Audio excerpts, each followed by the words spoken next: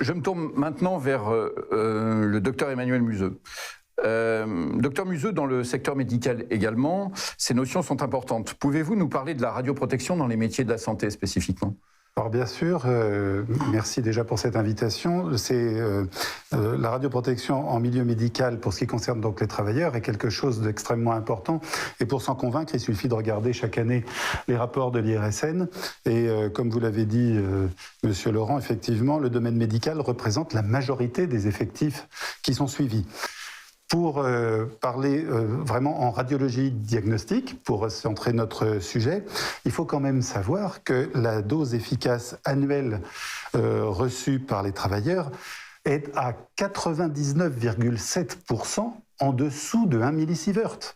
1 millisievert, c'est le seuil que l'on retient pour, réglementairement pour la limite d'exposition du public. Et vous vous rendez compte que 99,7% de l'effectif suivi reste en dessous de ce seuil. Alors vous allez me dire, oui, mais c'est très hétérogène et peut-être que les 0,3% qui restent prennent beaucoup plus. Eh bien, pas tant que ça.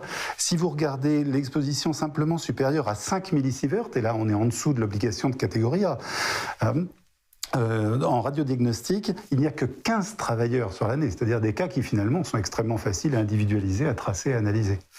Voilà, donc il faut quand même déjà commencer par dire c'est un effectif très important, mais avec une protection qui est bien mise en œuvre et des doses qui sont reçues par le personnel qui sont extrêmement faibles. Et on peut décliner exactement la même chose pour les extrémités et même pour la surveillance du cristallin, où on commence à avoir quelques données maintenant. Et à quel principe obéit la prévention des risques professionnels dans le milieu de la santé, s'il y a des spécificités par rapport à ça ?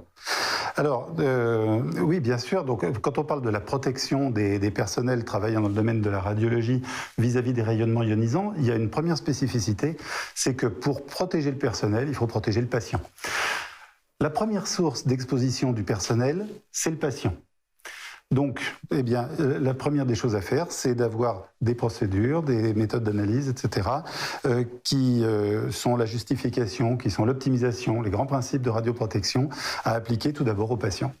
Et après, effectivement, bien entendu, vous allez avoir toute la radioprotection classique avec la vérification des machines, par exemple le rayonnement de fuite, c'est la deuxième source d'exposition, donc il faut évidemment avoir une vérification des machines, l'état des protections collectives, l'état des protections individuelles.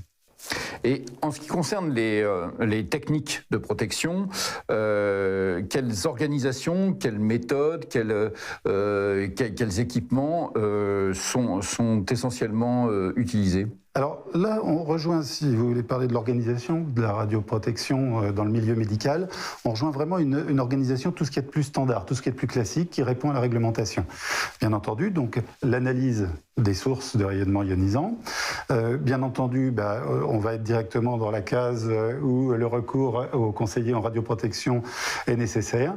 Et de là, on déroule toute l'organisation classique d'une radioprotection en entreprise. Comme vous le savez, on essaye évidemment au maximum de protéger les travailleurs, d'abord par le biais de la protection du patient, puis par les protections collectives, et les protections individuelles n'interviennent que dans un dernier temps pour parfaire ces notions de radioprotection déjà établies.